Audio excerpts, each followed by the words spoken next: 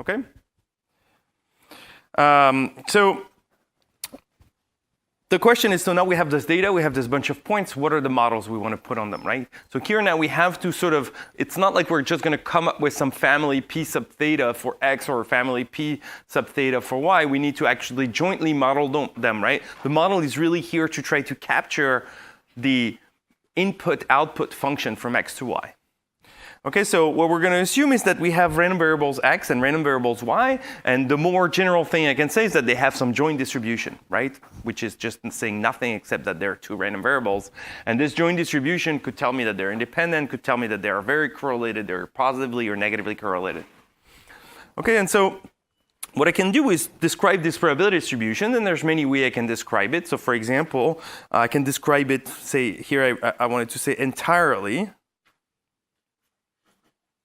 Okay, so I'm gonna, spare no effort, and I will tell you exactly what this distribution is. For example, by giving you the joint PDF. Okay, if I give you two random variables, if I give you the joint PDF x, y, you know everything there will be to know about this random variable. If I give you an infinite number of points on this scatter plot, that's the best thing you could actually get.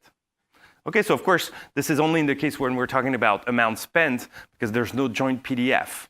When I'm talking about H group, right? There would be a PMF and a PDF. There's a joint distribution that I can describe, but it's this hybrid thing that has a PDF that's, well, it's a joint PDF, but with respect to do two different measures.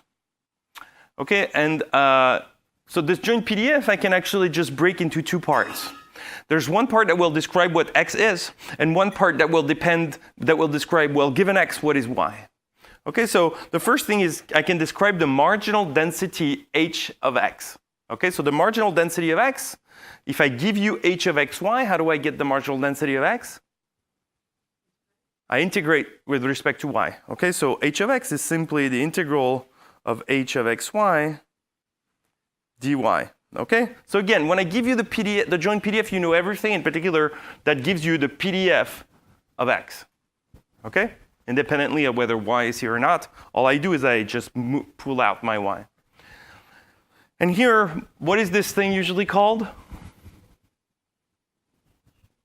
The conditional density. Okay? So the conditional density says, well, if Y is going to depend on X for different values of X, Y is going to have a different distribution. It's going to have a different density. Okay, so for a particular value, little x, I have a density that depends on X.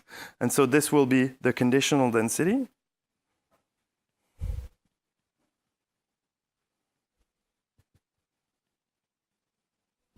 Okay, and the conditional density is given by just the ratio of the joint density and the marginal.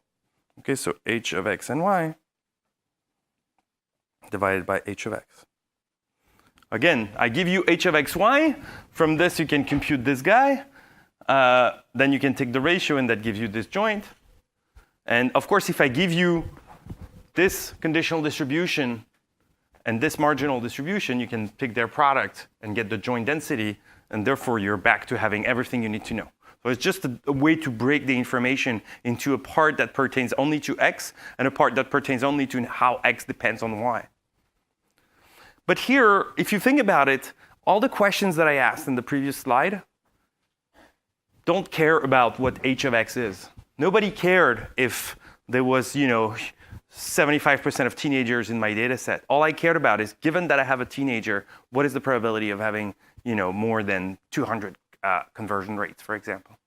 And so H of XY, so breaking this information into those two parts was not completely arbitrary. It was really a way to break it into a part I don't really care about, the marginal of X, and a part that contains all the information about how Y depends on X. And so basically, it contains all the information about Y given X, and that's all we cared about.